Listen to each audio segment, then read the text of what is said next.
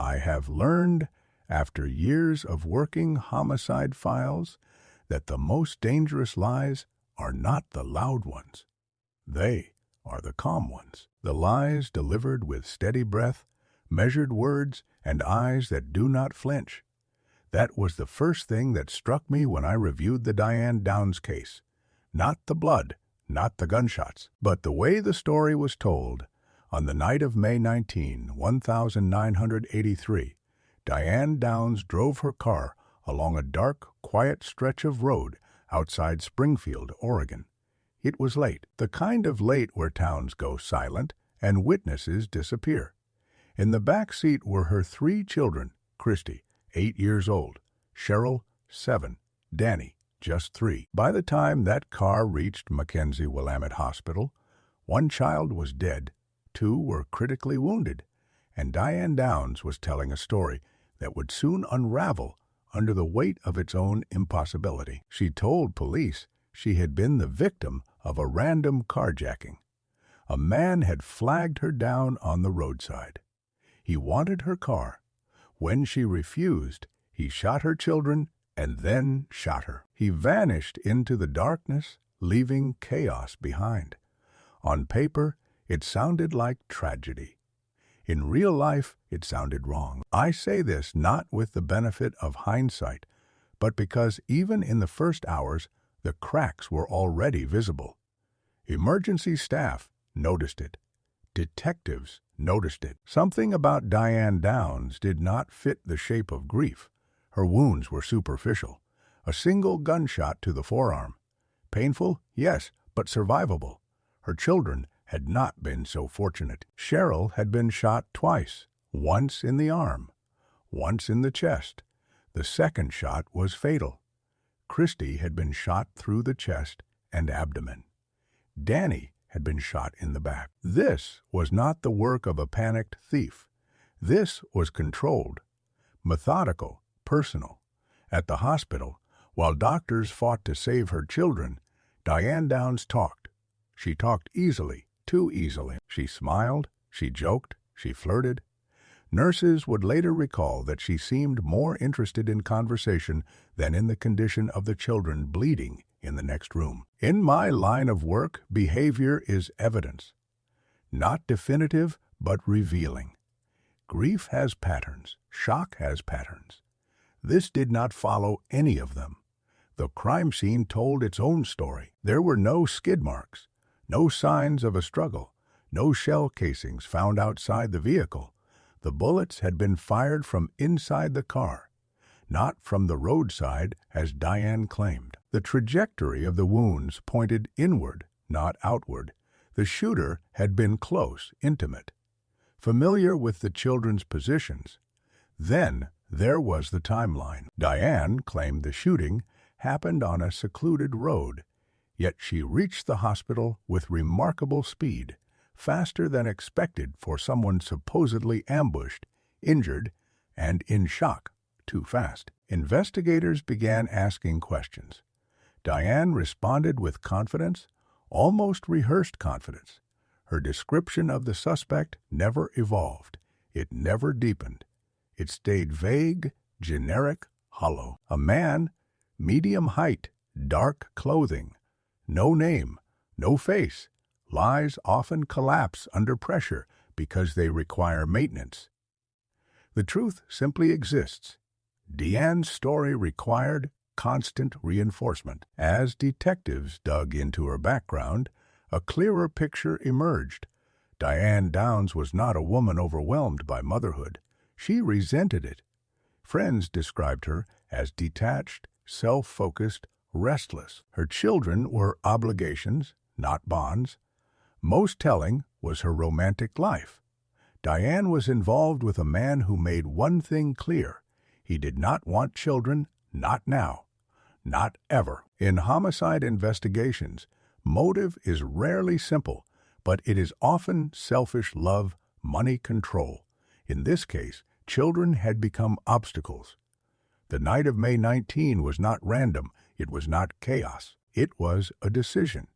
What investigators did not yet know was that one of the children would survive long enough to speak, And when she did, the lie would no longer belong to Diane Downs. It would belong to the record. And the record, unlike people, does not forget.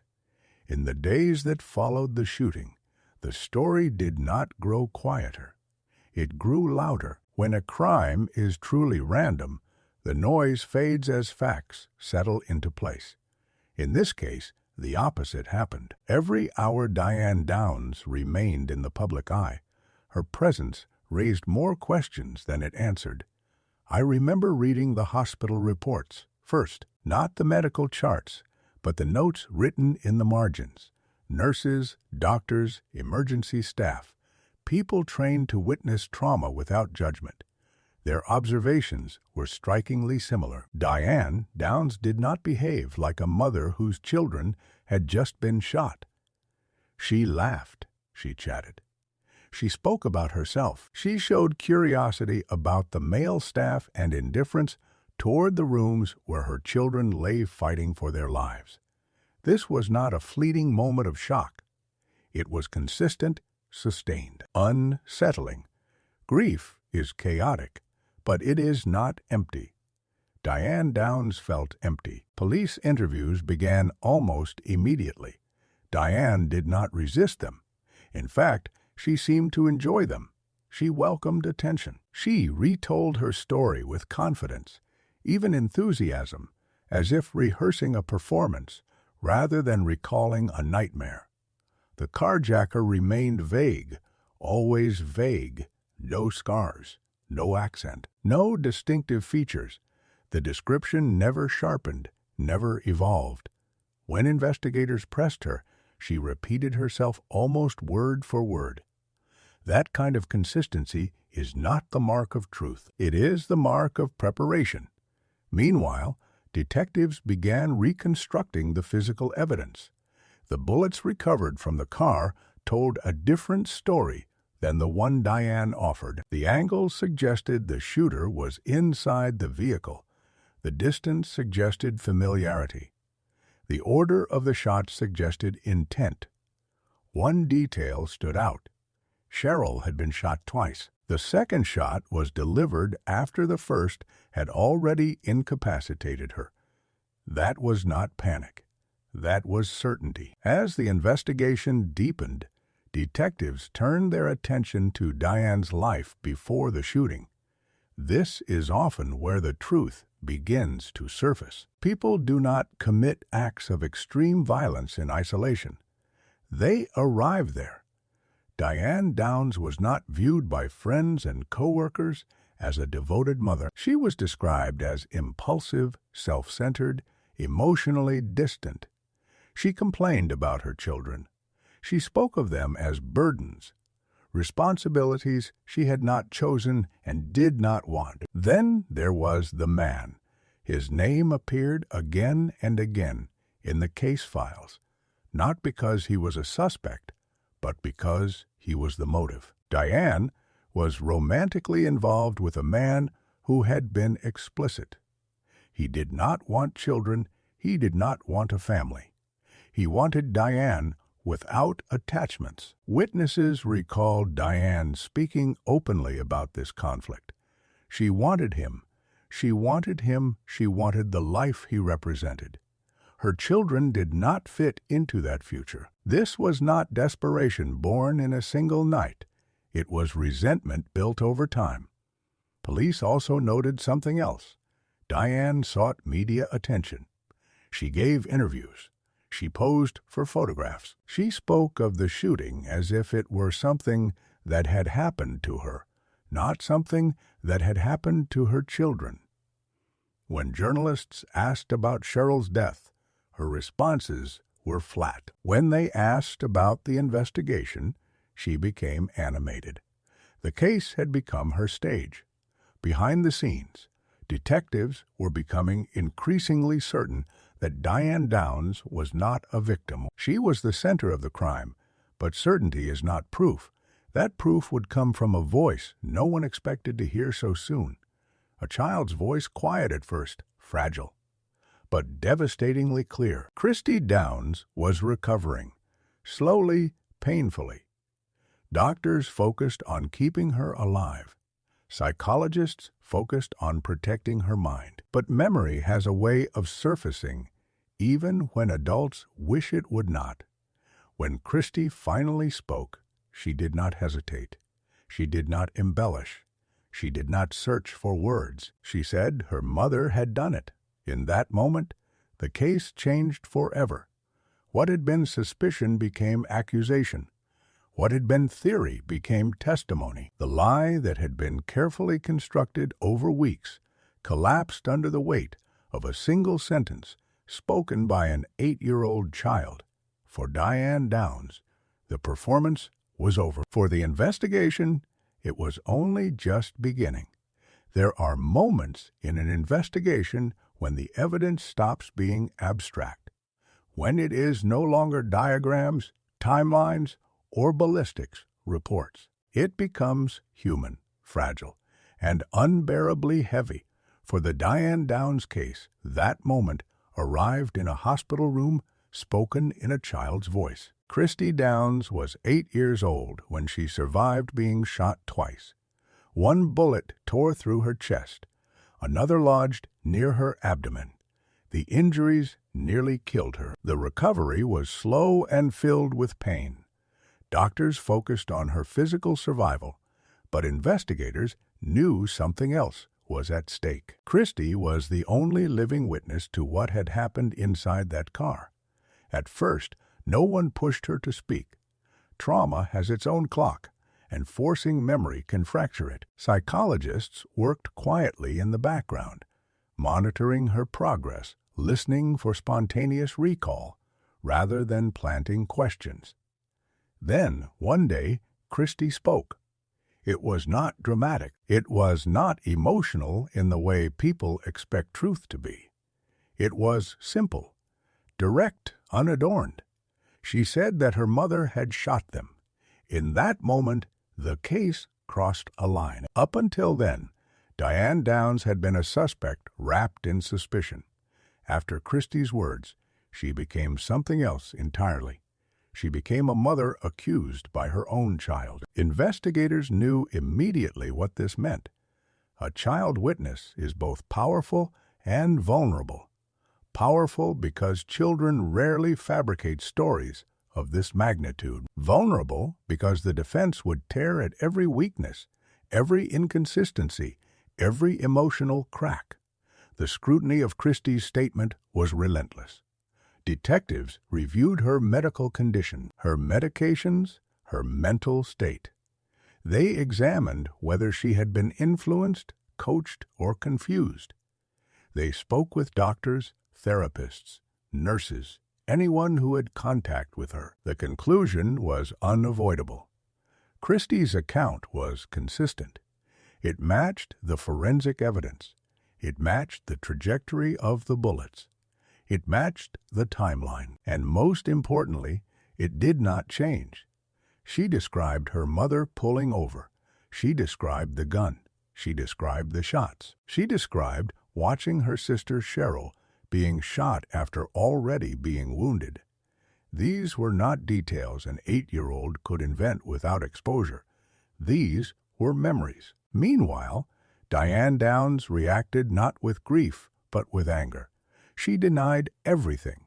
She accused investigators of poisoning her child's mind. She claimed Christy had imagined it, misunderstood it, or had been manipulated.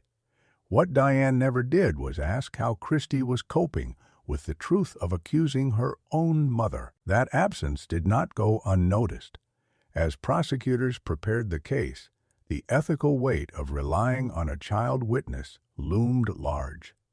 This was not just a legal decision, it was a moral one. Putting Christy on the stand would expose her to public scrutiny, aggressive cross-examination, and lifelong visibility as the child who testified against her own mother. But without her testimony, the case would rest on circumstantial evidence alone.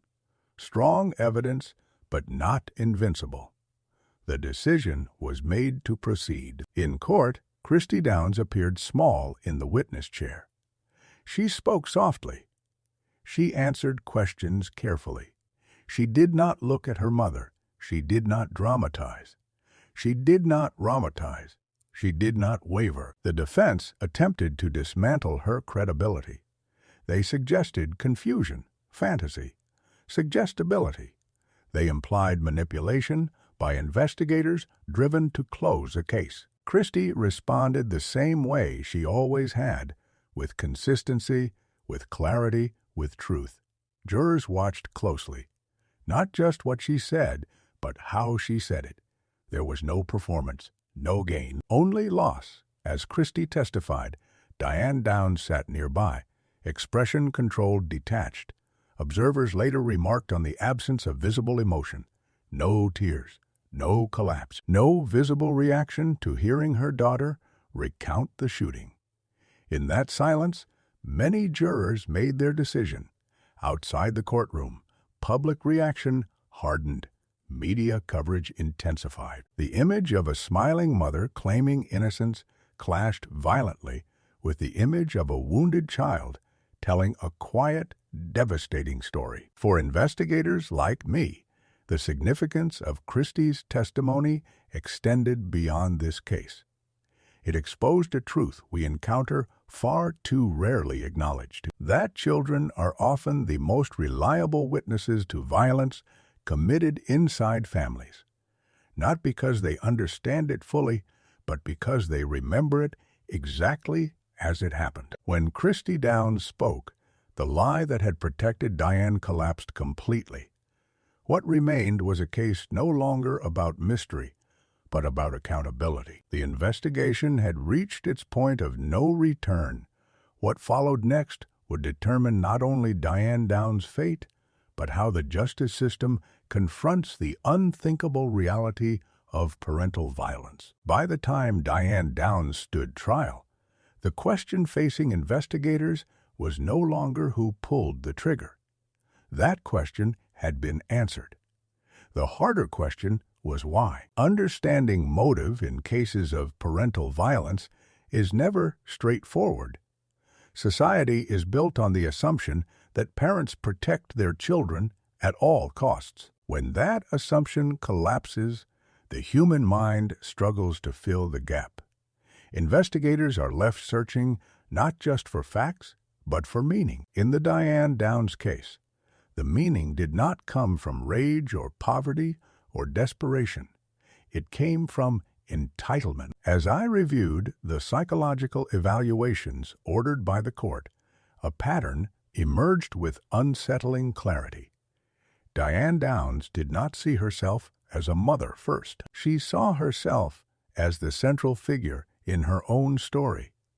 Everything else existed in orbit around her needs, her desires, her self-image. This is not uncommon among violent offenders, but it is rare to see it so clearly documented in a parent. Diane displayed traits consistent with narcissistic personality structures, an inflated sense of self-importance, a constant need for attention and admiration, a profound lack of empathy. These traits alone do not create a killer, but when combined with opportunity and resentment, they can erase moral boundaries. Her children represented obligation without reward. They limited her freedom. They complicated her romantic life. They demanded care without offering validation. In Diane's internal calculus, they were liabilities. What makes this case especially disturbing is the absence of emotional conflict. Many parents who commit violence against their children experience extreme psychological breakdowns, psychosis, delusion, dissociation. Diane showed none of these. She remained coherent, organized, and goal-oriented. This was not a loss of control. It was a choice. Witnesses described Diane's reaction to Cheryl's death as muted. She did not seek comfort. She did not express guilt. She did not exhibit behaviors associated with traumatic grief.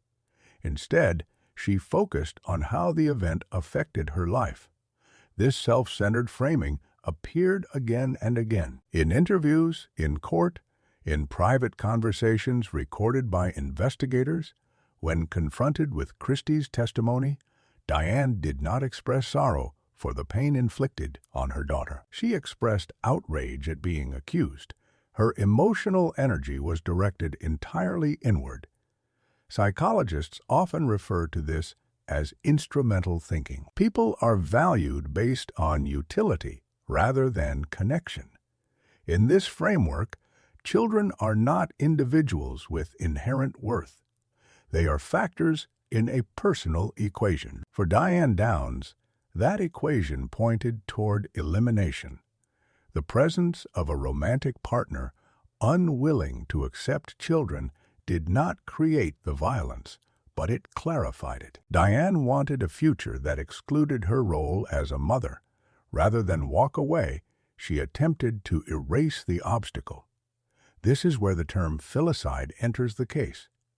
The killing of one's own child. It is one of the rarest and most emotionally charged categories of homicide.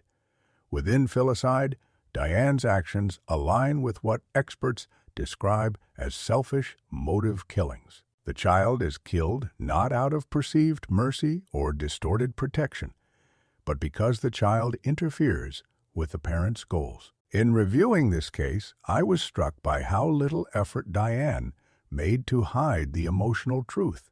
She hid the physical act. She hid the gun. She hid the gun. She hid the crime, but she never hid her indifference. Even after her arrest, Diane continued to center herself in the narrative. She spoke to the media. She maintained her innocence with performative confidence. She framed herself as misunderstood, persecuted, wronged. This behavior culminated years later in her escape from prison, an act not driven by fear or survival, but by entitlement, the belief that rules did not apply to her, that consequences were for others. From an investigative standpoint, Diane Downs represents a specific kind of danger, not impulsive, not explosive, but coldly self-interested. The kind of offender who commits violence, not because they cannot stop themselves, but because they see no reason to understanding this. Psychology is uncomfortable. It forces us to accept that evil does not always look monstrous. Sometimes it looks composed. Sometimes it smiles. Sometimes it wears the title of mother. By the time the trial reached its final phase, the jury was not just judging an act. They were judging a worldview, one in which personal desire outweighed human life. The verdict would reflect that judgment. By the time the jury was sent to deliberate, the courtroom felt heavy with inevitability. This was no longer a case built on doubt. It was a case built on accumulation. Every lie, every inconsistency, every absence of empathy had stacked itself into a structure that could not stand. I have sat through many verdicts. Some arrive like thunder. Others arrive quietly, their impact spreading slowly. The verdict in the Diane Downs trial fell somewhere in between. When the jury returned, there was no drama in their faces, only resolve. Diane Downs was found guilty of murder and attempted murder. The sentence reflected the gravity of the crime. Life in prison plus additional years, designed to ensure that freedom would not be easily reclaimed. As the sentence was read, Diane Downs did not collapse. She did not cry. She did not reach for her children. She maintained composure as she had from the beginning. To some observers, this confirmed guilt. To others, it was simply further proof of emotional vacancy. For the surviving children, the verdict did not bring closure. It brought distance. They were removed from their mother's care and placed elsewhere, forced to rebuild lives defined by trauma rather than protection. Justice, in these cases, does not restore what was taken. It only prevents further harm. For a brief moment, the system appeared to hold. Then came the escape. In 1987, Diane Downs walked away from custody with chilling simplicity. No violence, no chaos, just the quiet certainty that she did not belong where she was. She was free for only a short time, but the act itself mattered more than its duration. The escape revealed something essential. Diane Downs still believed she was the exception, that rules applied to others, that consequences were negotiable, that her narrative was unfinished. She was captured and returned to prison.